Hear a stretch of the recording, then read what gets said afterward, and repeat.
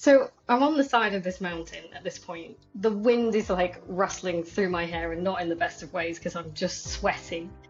And I'm just hanging there. I'm hanging there in midair and I don't know what to do. I've frozen.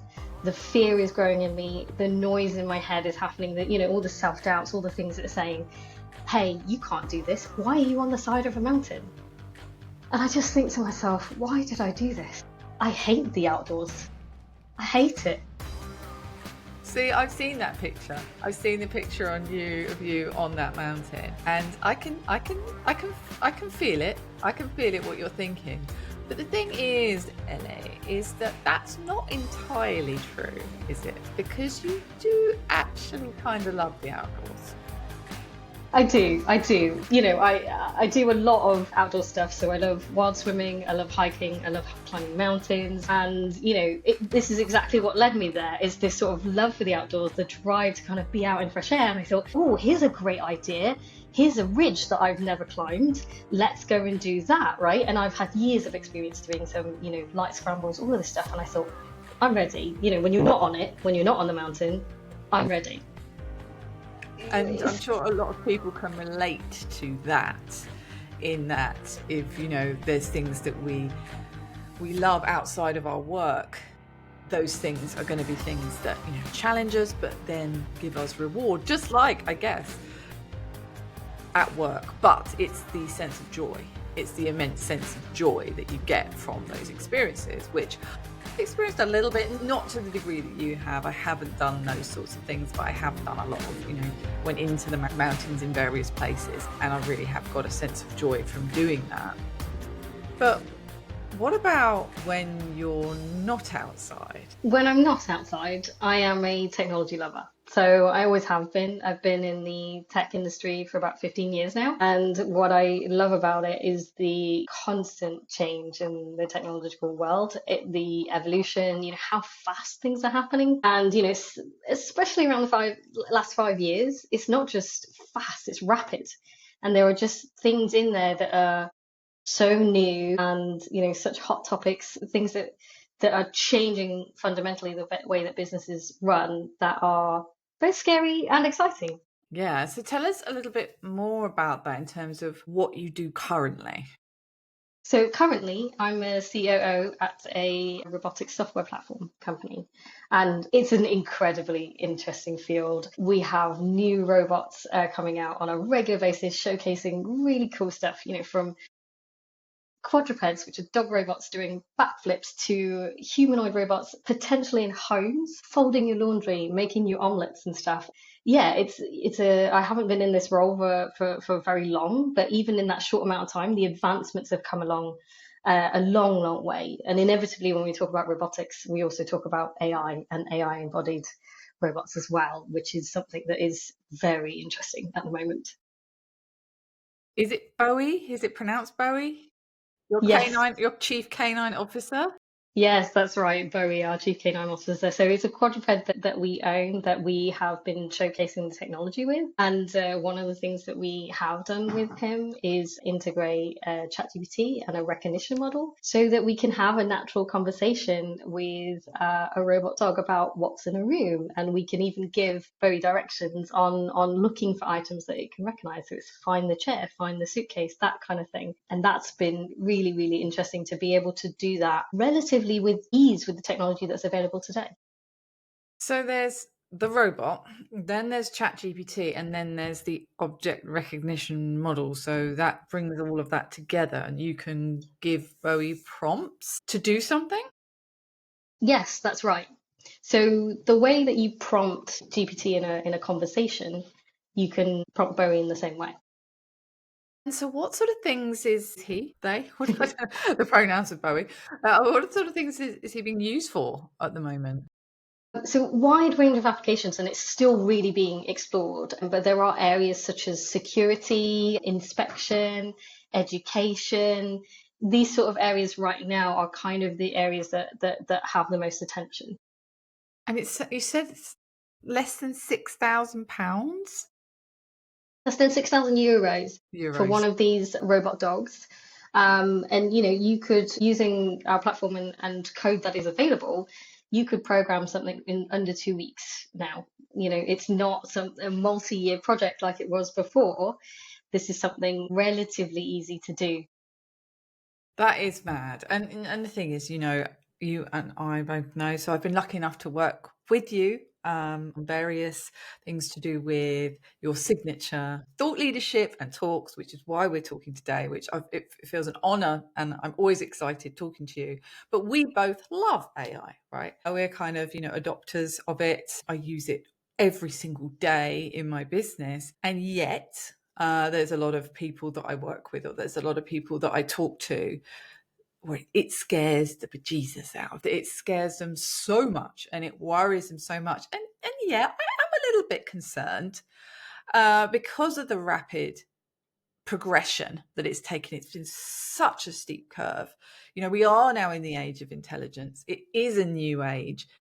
And there are some things that we need to consider, and there are some worries that people do have. So what are the sorts of things that you've heard or that you experience, obviously being in a robotics company, working with the robots that are integrated with AI?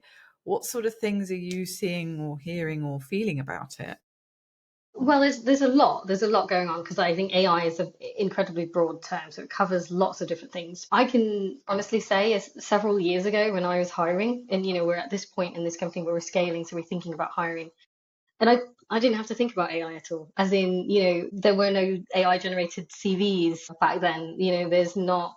We even have to think about, if we're hiring people who are coding or developers, we've got to think, okay, do we need to put something in place to make sure that it's not just purely done by AI, because that could happen, right? Somebody could pass a technical test with an AI, and then we have some questions there about what is the right process to go about hiring. But certainly several years ago, I didn't have to think about it, and as the company scales and grows, we do want to consciously think about how we should be integrating AI with the growth of the company, with the people that exist within that company, and with the future people that are going to come into the company. So there's a lot going on there when it comes to the operations and scaling of a company, straight into the hiring process, the sort of efficiencies that you could potentially gain, what processes should you be using them in, and what, and is it really beneficial to do so. So there's a lot of considerations from that perspective. On a usage perspective, what's interesting is I know that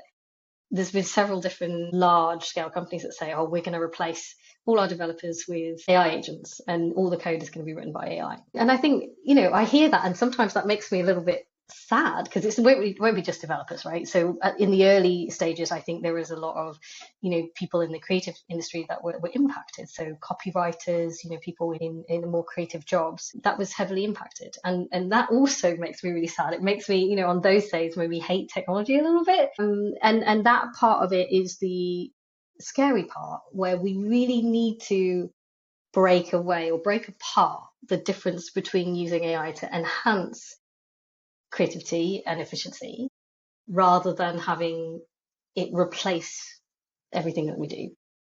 Yeah. And I think this is, something that one thing about you, which I love, this message that you have with this sort of juxtaposed messages, that we can love, and both things can be true. We can love the outdoors, we can hate the outdoors. We can love technology, we can hate technology, right? And particularly when we're thinking about the future of work and this fear of replacement of jobs. And you're right, already, the other day, my son generated an image with the new technology of ChatGPT, the new Is it art Sora? that it's creating, which is Yeah. way better than it was before with DALI. And my daughter got incredibly upset. And because she is an artist, her room is covered with her most beautiful drawings. And she said, AI is taking the artist's jobs. So you must not ever produce art with AI. And I get it. I totally get that. And what you're saying here is, instead of us being fearful of the replacement, I think there was an article, there was something like 8 million, the AI apocalypse could take away almost 8 million jobs in the UK, right? Okay, if we're thinking about that in terms of fear, we have to then ground ourselves in what is important, what is possible, and what is important. And it's really, really important to understand where, if you're going to cut teams, where is the human? Where is the human in your business? Because that's really, really important. And the other thing you've touched on there, which is also something that's so crucial, is this AI can increase our productivity and efficiency. And yes, it absolutely can. I've been able to do something over the not bank holiday, but the Easter weekend, that would have taken months just by using AI, using code in AI and things like that, right? It would have taken months. And I would have had to employ quite a few people to do that. But the timelines are collapsed and the efficiency is increased. However, as you have mentioned, always wanting to do more with less isn't always the right thing to do, right? Yeah, I think especially, as a leader of an organization, we have to be really conscious about this. What makes art, right? It's not just what we visually see, it's the contribution of the artist, the story behind it, and, everything that goes around it. So, physical painting with real brushstrokes, it means something different when you're looking at it, when you're in the presence of it. Anything, in some examples, when I'm perhaps doing a quick presentation and actually a visual representation of that topic might be quite helpful, then why not generate an image that's going to help support that? But if you're talking about making a birthday card for someone or something like that, or something that was really important, you wouldn't necessarily just go, all right, press a button, create something, and then that's that.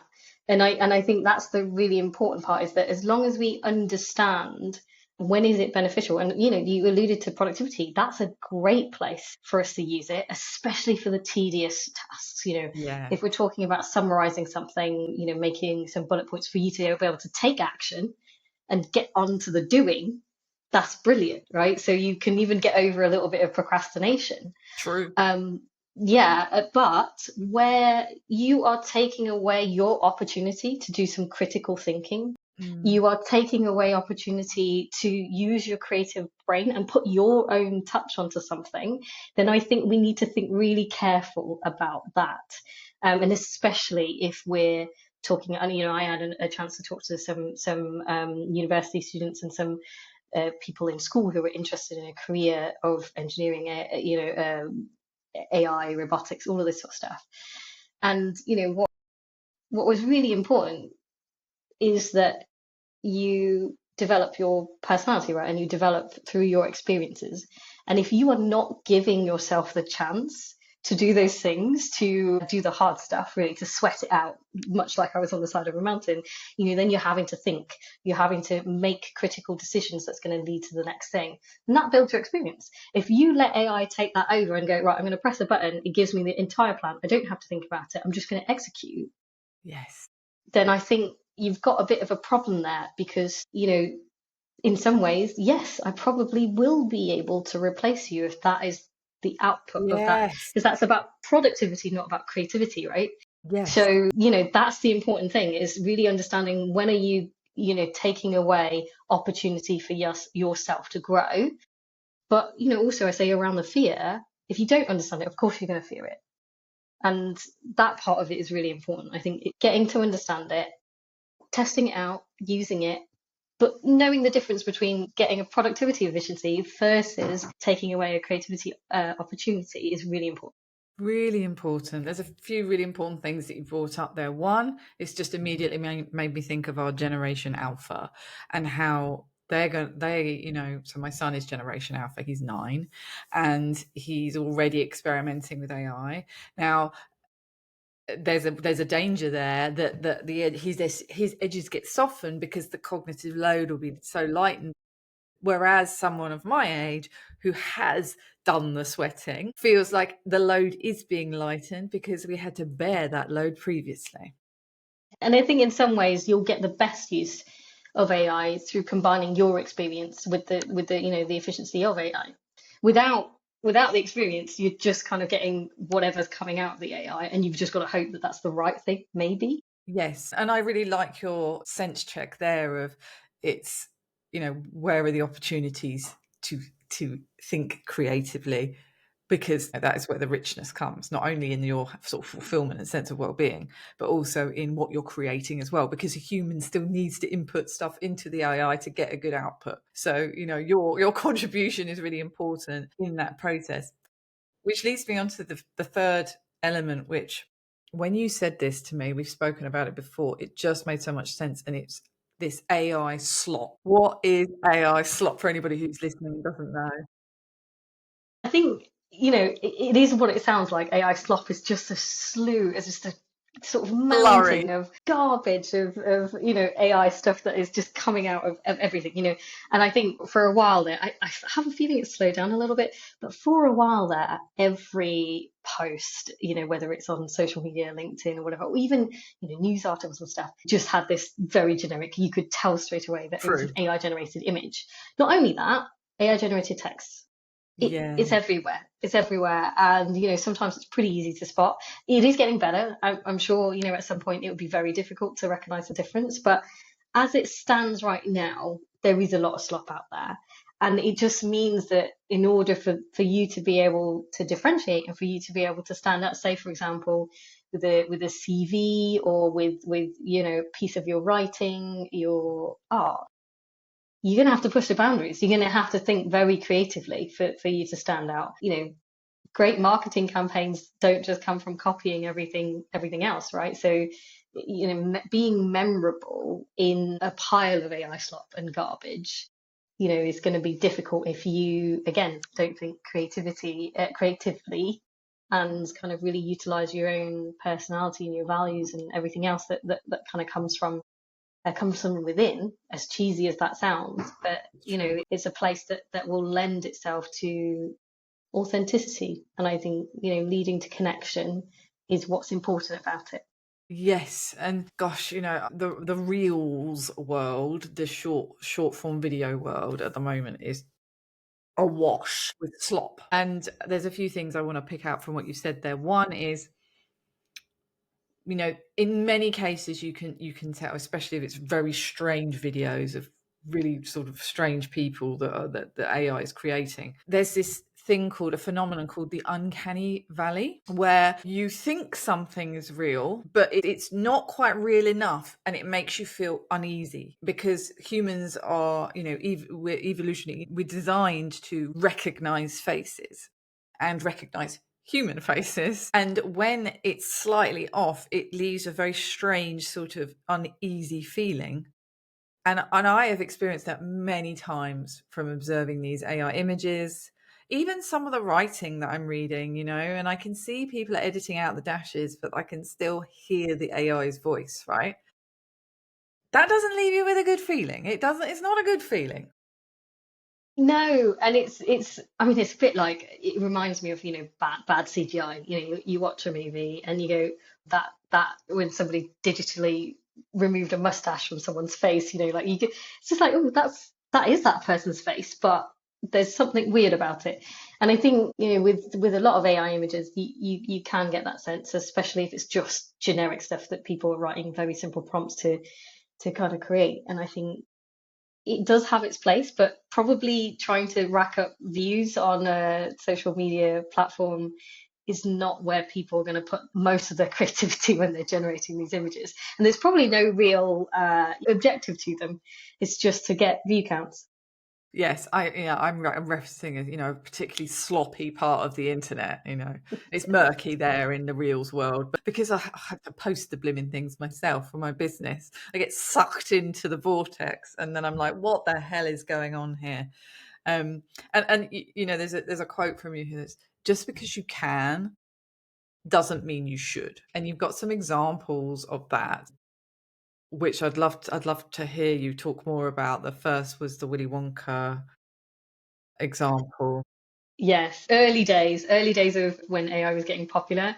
And I think, was it called Glasgow Willy Wonka experience where, there was this marketing company that created this amazing flyer with AI that was supposed to be this amazing magical experience for the families. So, families with children went along to this thing, and it turned out to be a warehouse that was badly staged, with very sparse bits of decoration on the wall, and the whole thing was a disaster. And in that case, it's really false advertising, isn't it? And whilst someone creatively in some ways made something, it really fell far from expectation. You really had that expectation versus reality, at that point. And that could be damaging for companies, and that could really set expectations for consumers, for customers Yeah. at a level that means that you can't go back when it goes wrong. It's really difficult. Yeah. And there's another one, DPD. Yes, so I think for this case, it was somebody actually essentially prompting their chatbot to the point where it was the chatbot itself, DVD's chatbot was telling them that, yeah, we're a rubbish company, and that's a we want to be conscious when we're implementing AI in those circumstances where you're kind of in touch with the human element, where you're interacting with human beings, and you want to look at the guardrails that you put around that to make sure that things like that don't happen. But again, very easily viral to a piece of news because it's an implementation that didn't go so well, and visually it's not a great look. Yeah. And, these are just a few examples. There's loads of examples of these types of things. These things are also happening everywhere, and changing how people are showing up in the world, and it becoming less authentic when there is a real opportunity to continue, which we'll move on to a bit in a minute. But yeah, you mentioned this sort of, we've got to be looking to a future where we're not always thinking about quantity over quality, or productivity over creativity, or where we're getting sucked into the doom scrolling on TikTok and the reels and the slop, whilst answering whilst answering emails on your laptop and binge watching the latest Netflix series, which I'm sure a lot of people can relate to, you know? Yeah, and I think that it adds some annoyance if you don't know how to use it as a tool, because that's what it is right now. And if you know how to use it properly, it's a tool. You don't want over reliance on it, and you don't want it to add to the noise. So you talked about AI reels. I talked about this slop and this sort of generic generation of content out there. When we are busy in our lives already, sometimes not consciously thinking about where we should be spending that time, whether or not you're building a tool to make your life more efficient, or you're generating content yourself, all of these places, we've got to think carefully about it. Otherwise, you'll end up working all day with AI generating a whole bunch of stuff that you are not connected to.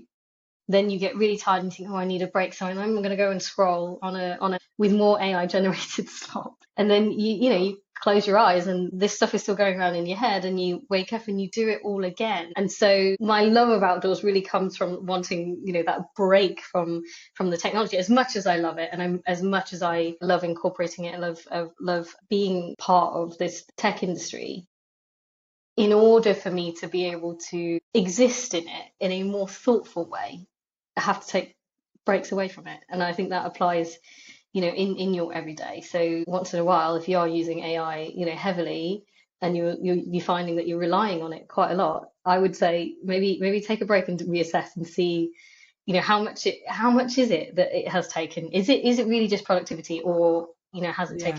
taken away some creativity? Yeah. There's a real need for assessment. Yes. And so my daughter on her bag has a badge called Touch Grass. It's got a bit for a grasshopper. That's a real Gen Z term because a lot of these kids are playing online games and talking to each other online. So if they have a moment or a meltdown, they get told to go touch grass, and get I love outside. that. I love that. But it is kind of like what we're saying here, right? But what I love about you and what you embody in this, can love two things can be true. We can love the outdoors, hate the outdoors. We can love technology and hate technology. It can be good for us, it can be bad for us, but both of these things can be true. But in order to not be hijacked in an ever increasing world where there is even more potential to be completely lost within AI and therefore lose parts of ourselves. You've got some, not tips, but you've got some messages around that. And you gave this amazing talk recently, and we were talking through the slides, and you had this amazing image of yourself under a waterfall, and this picture just captures just joy, pure joy. And this message here is we've got to do things for fun and fun only. Tell me. I think that's part of a lot of that is about learning about yourself, right? That fun and fun only is that, you know, we as human beings, and I think sometimes, you know, especially people who have very busy lives, we have this tendency to stack jobs and or tasks. So we kind of go, oh, I am going out to, you know, pick up some milk, but on the way I could also post that letter and I'll go to the hairdressers and book my appointment. And you know, you stack these tasks along the way so that you can be more productive, right? Because, you know, goodness forbid if we lose a second of productivity, you know, and we have a tendency to do that. And I think sometimes you lose a bit of joy along the way, don't you? Because you've then got so many things that you've got to do. And the second you don't make one of those, you've kind of failed something. And it's like, actually, should we mindfully go and actually just enjoy ourselves? So if we are going out to meet friends or go to do an activity, should we really have headphones on at the same time? You know, a book in the bag or whatever. I don't know. There's just so many things that happen simultaneously that just experiencing joy becomes really difficult. And if you don't experience joy, I think that leads to a level of demotivation sometimes, because, you know, if you don't know what makes you happy and you don't know what brings you joy, how do you know, what challenges are going to be worth doing? Because I think the challenges that are worth doing are often this sort of connection between something that's inspirational. So it could be very inspiring. It could be, you know, something that's really something that you're looking at and going, oh, I really want to do that. I want to climb that mountain. You know, I want to take on this massive challenge or project. That connection between inspiration, joy, and challenge is where my sweet spot is. It's exploring the things that excite me, even when it feels uncomfortable. But if you don't have the joy part, if you don't go and do things just for fun to work out what it is that makes you happy, finding those challenges that are going to be sustainable in the long term, that feel, you know, satisfying to be delivered as well as joyful. I think, you know, you're missing a bit out in life. And that's where we go back to that, you know, the cliff face. Really, it's that it's challenging, but there's something really to be. It's inspiring. It's fulfilling. There's something to be found in that, you know, in that place. And if we don't have that, like you just, you know, the other day, my son said, "Can we go for a skate?" He's obsessed with skating, on quad skates at the moment. He wants to go at every opportunity, which is good because he doesn't want to be on Fortnite, which is good. The other day I was a bit short on time and he said, let's go for a skate. And I said, you know, I said, it has to have a purpose. We have to be going somewhere. So we can skate to the shop. And now I'm thinking, oh, Helen, just do it for the joy, you know? And then I do. When we go down to the roller rink, we do there's nothing else to do there but just to skate. And we do it for the joy there. But when he's wanting to constantly go around the block, you know, I'm like, no, we need to be doing two things at the same time. Yeah, I need to stop that. I think it's very easily done. I do it on a daily basis. You know, what can I do in the time that it takes the kettle to boil? Can I do another email? Can I book another meeting? And we do it all the time. Yeah. And I think it's so easy, so easy. So, you know, I would say, yeah, definitely try and find those things where it's like, do it just for fun. For fun and fun only. It's so important. The next one is this sort of moving from the productivity-led thinking to the more creative-led thinking. Yeah. I think, you know, with that, why I was talking about that is that, you know, we talked about efficiency, we talked about productivity being really important. I think it still is, except that, you know, all the videos that I see and all these sort of everything is productivity led, and especially for, you know, certain types of companies, it is about productivity. It's going to be about the KPIs. It's going to be about hitting those numbers and making those the right amount of phone calls in a day, right amount of sales calls in a day. I think that there is possibility that there's a world where those things will be done not by humans, and in which case, the productivity stuff is all there. And so, when we're thinking about where we should be focusing our time and our efforts, is that okay, get the productivity stuff out of the way. If you're going to try and use AI, use it consciously, get the productivity stuff out of the way. Now pivot to creativity. Even when I talk about do things for fun and fun only, actually to start people off, why not try and use AI to do something that maybe you've been stuck not being able to do for ages? Book. Like a book. It's exactly that. And for me, it was about actually, I was experimenting with it in the early stages where I didn't really know what to do with it. So I write poems and I write for fun. And what was really cool was like, actually, I don't have a drawing, so I don't have paints or anything. Why don't I try and generate an image for some of these pieces of writing? Just for me. It wasn't for anyone else. There was no other point to it aside from for me to kind of experience my own writing in a different way. So that's how I was exploring right at the beginning. I kind of just plugged pieces of my writing in, or I would generate a prompt that related to that piece of writing. And that gave me a sense of, how to use it, what the limitations are, and, what possibilities there were. So that's how I started. And I think, for a lot of people, if they're scared, don't start straight away on productivity. That's not going to be fun. So I think if you are going to start, find something fun to do with it. It's interesting because there's been this whole trend. I don't know if you've seen it. It's stopped now, thank God. But over the last sort of few weeks, everybody's creating an action figure doll of themselves with the new, and that was everywhere. And I am not taking away from anybody who decided to do that. I'm not like poo-pooing you or anything like that. But one lady in my audience, I put a post up saying, yes, ChatGPT can do this, but it can also do this, right? And a lady contacted me and said, you know what? I had no idea. The only time I've ever used it was to generate a picture of myself as a doll. And I was like, well, that's great, because that's an entry point, right? Like you've tried something there that was fun. And so therefore then, maybe you can open the door to all the other possibilities that's there. But it started with something fun. Yes. Just a bit of fun, a bit of a trend, which is brilliant. That is great. But I mean, gosh, it can do so much more, obviously.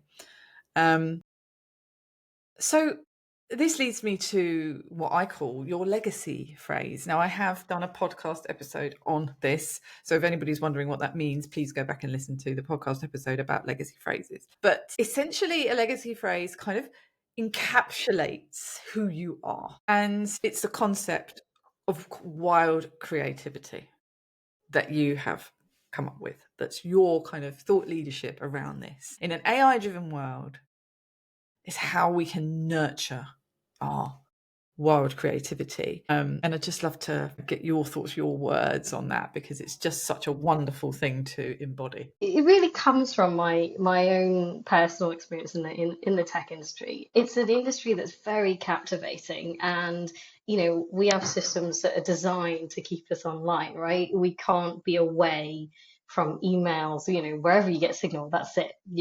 You're in touch with this world. And again, as much as I love it, obviously when you're immersed in it 24/7, it can be exhausting. And it comes from my desire to live sustainably in a very tech heavy world, because I do love technology. I don't want to be away from it. Like I don't want to be away from it. But at the same time, in order to continue enjoying it and to continue being creative in it, I have to be outdoors. I have to give myself the space to think and to come up with new sort of ideas away from technology. The reason why I like being outdoors and I like being in the middle of nowhere is because you hear nothing. You don't hear the pings, you don't hear the hums. If you're lucky, there's no signal. You can't even get email, or nobody can call you. And I think what's also scary about those moments is the silence, right? And that silence is something that can haunt you in a way if you're not prepared for it, and if you're not kind of willing to give yourself that space. Quite often, I will write to get my thoughts out. And I know there's a problem if I stop writing because I'm like, okay, there's something in there that needs to get out and I'm avoiding it. So why I go outdoors is I deliberately create that space for myself to be far away from technology. And it's about, I talked about the inspirational part of it, the joy and the challenge.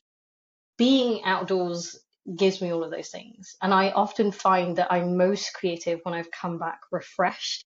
I haven't been looking at the same screen, on a daily basis. I go out, I go to the mountains, I see the sky, feel the rocks beneath my hands. And it's my way of knowing myself. So that's how I connect with my wild creativity. And I have said, my wild is not your wild. Everybody's version of it is different. It's, how are you recharging? How are you taking yourself away from the noise and giving your own inner voice a chance to have a conversation, Yes, a chance to reconnect. Exactly. Yes, and that inner voice really does emerge in those sort of what I call the tortoise mind states. It's actually a phrase coined by John Cleese, I believe. We have harebrain mode, which is our very AI, visceral, high energy, high thought processing part of our brain and our state, and then we have our tortoise mind, which it's called that because it kind of emerges. It only comes out when it feels kind of the enclosure feels the right sort of environment to do so. And so, when you're up on the mountain with no reception and all of those quiet noises around you, your tortoise mind can emerge. And our tortoise mind is the birthplace of our creative thought. And when you have that combination of inspiration, joy, and challenge, so for me, sort of physical exertion creates that feeling as well. Mixing music on my decks creates that feeling. Walking up onto the South Downs just from my house, going down to the sea and jumping in the sea, which is, just a few minutes down there, is also another thing. But my wild isn't anybody else's wild. It's about understanding what your wild is and nurturing that, right? It's this untethered sort of, I like to describe it, untethered inner child that you've just given a paintbrush to, a metaphorical paintbrush to. And you go, let loose, do whatever it is. And there's no objective to it, right? So again, I try to not set goals when I go to the outdoors. It's really about enjoying it and being mindful in that moment and just letting your mind wander and almost having a conversation with yourself. For me, it's a bit of a check-in. It's a bit of a like, there's loads of intrusive thoughts that happen at this point and you go through them, but it's a lovely process of giving yourself space. And like I said, this wild inner child that runs around and does something fun and cool. And we're naturally, especially in certain jobs or roles, the society has thrown at us, especially like yourself, like a mother as well. We have a tendency to just go, hold on, we can do loads of things in one go, and we can do it faster, we can do more. And actually, should we be stripping some of that back to say, I need space to just do something different naturally? Then that evolves into, that can fold quite neatly into this part of my life. If I change this, that will increase the productivity. It happens naturally anyway. It does. And we can force it as much as we like, but then there's no joy. I think, again, that's part of what's lovely about life, right? If you can find some joy. Yeah. I think about this and I think about, you delivering this message, especially, as the role that you have within your organization, the fact that you're a woman in a technology and male, dominated industry, and how this message is relevant to everyone, but it's so important in the next few years for us all to really be harnessing this even more so because of this rapid advancement, and it's only going to increase, it's only going to continue. And so this is why this is now the time to be hearing this message, and that's why you are an incredible speaker. And anybody listening to this, we'll put in the show notes how you can get in touch with Ellie, because Ellie speaks fantastically on this topic, as you can tell from our conversation. And well, I always love talking to you, but I always end my candid conversations by asking the same question to my guests, and that is, what words have changed your life? I'm going to say ridge edge is one word that changed my life, and I know it's fitting in a sense because we started with that story. I think it was something that I visualized a long time ago. So at the beginning, I kind of think about those things, and that's just an example. But I thought I'll never be able to do that. I can't do that. I don't even know where to start. I don't know how to. That looks really scary. So what you're telling me? And then, those words changed my life because I think that it's a metaphor for a lot of things where if you look at it on face value and you don't do any research, you don't do any, get some experience beforehand, you go, yeah, of course it's going to be scary, and of course, like, you're never going to be able to do that. It's not normal people who do that, but actually it is. Normal people go and do it all the time, but how did they get there? They started somewhere, and it started with me just walking. It's not even, I won't even say hiking. It's just like, I just want to have a walk outdoors, and then next thing you know, I'm dragging my friends along to a ridge edge. Everyone's sweating, and we've even had tears at the top of these things, but at the end of it, we're all really connected from this profound experience of doing something that's really challenging and inspiring to us all. And some of my best friends I've made through these journeys of, ultra hikes, climbing ridge edges, and there's more to come. We've got a massive bucket list now of things that even now will seem really scary to me now, but I know from my past experiences that there is a route to get there. I just have to be patient and got to start somewhere. I love that, and I think it's a great way to end this conversation, because it's, again, what does that mean to you? What does your ridge edge look like? And thinking about that in terms of it being something that is challenging, joyful, and inspiring. And I love it. I'm buzzed. Thank you so much, Ellie. I really appreciate you coming on Words That Change Lives. Thank you so much, Helen. I've really enjoyed being part of it and working with you as well. Thank you.